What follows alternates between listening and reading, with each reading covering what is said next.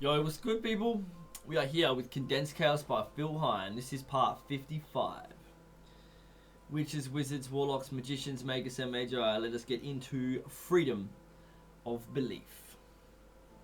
Now, one aspect of chaos magic that seems to upset some people is the chaos magicians, or chaoist, if you like, occasional fondness for working with images culled from non-historical sources, such as invoking H.P. Lovecraft's Cthulhu mythos beings, mapping the Rocky Horror Show onto the Tree of Life, slamming through the astral void in an X-Wing fighter, and channeling communications from gods that didn't even exist 5 minutes ago.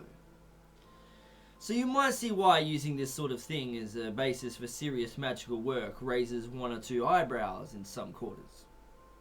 Isn't, after all, the Lovecraft stuff fiction? What about linking in with inner planes contacts, traditions, etc.? Surely you can't do magic with something that doesn't bear any relation to history or mythology. In the past, such criticisms have been raised over the subject of magicians working with fictional entities. In this section, I hope to argue the case against these objections. The first point to make is that magic requires a belief system within which we can work. The belief system is the symbolic and linguistic construct through which the magician learns to interpret her experiences and can range from anything between good old traditional Quabala to all this new age I heard it off a red Indian shaman honest. I mean, that seems so popular nowadays. It doesn't matter which belief system you use, so long as it turns you on. Read that again, because it's important. Eventually, most magicians seem to develop their own magical systems which work fine for them, but are a bit mind-boggling for others to use. Austin Osman Spare's Alphabet of Desire is a good example. A key to magical success is veracity of belief. If you want to try something out, and can come up with a plausible explanation as to how and why it should work, then it most likely will work.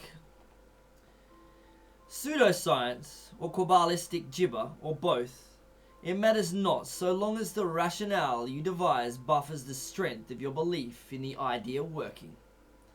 You devise buffers the strength of your belief in the idea working. I find that this happens a lot when I try to push the limits of some magical action I haven't tried before.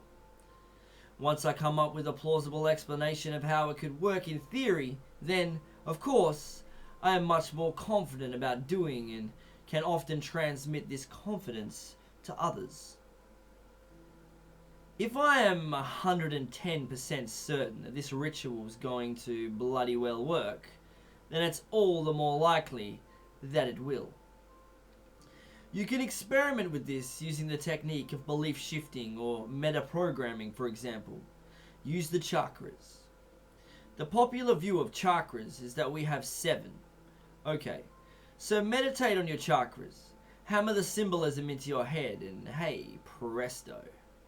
You'll start having 7 chakra experiences.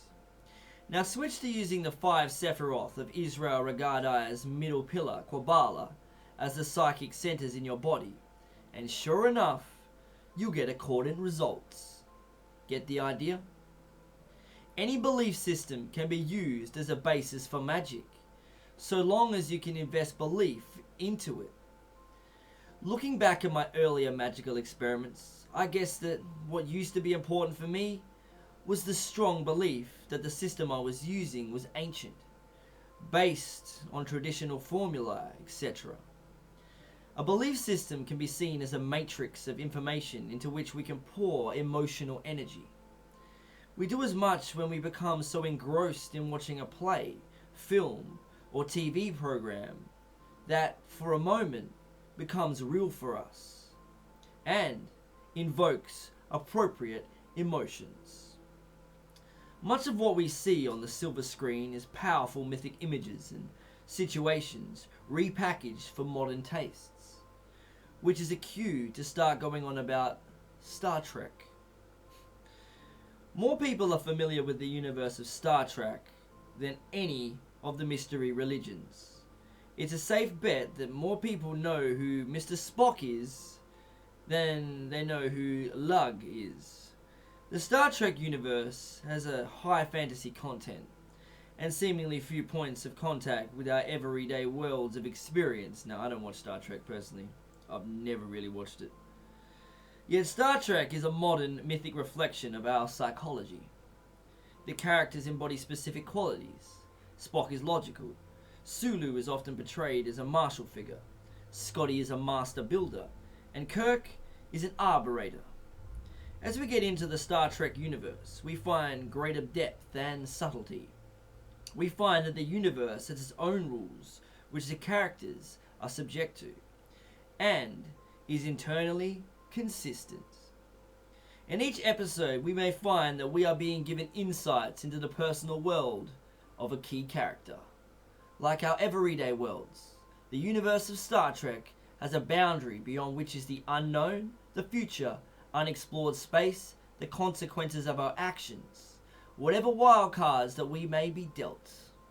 Alright, we're going to stop it there, and we will be back with Condensed Chaos tomorrow. Have a good night, motherfuckers.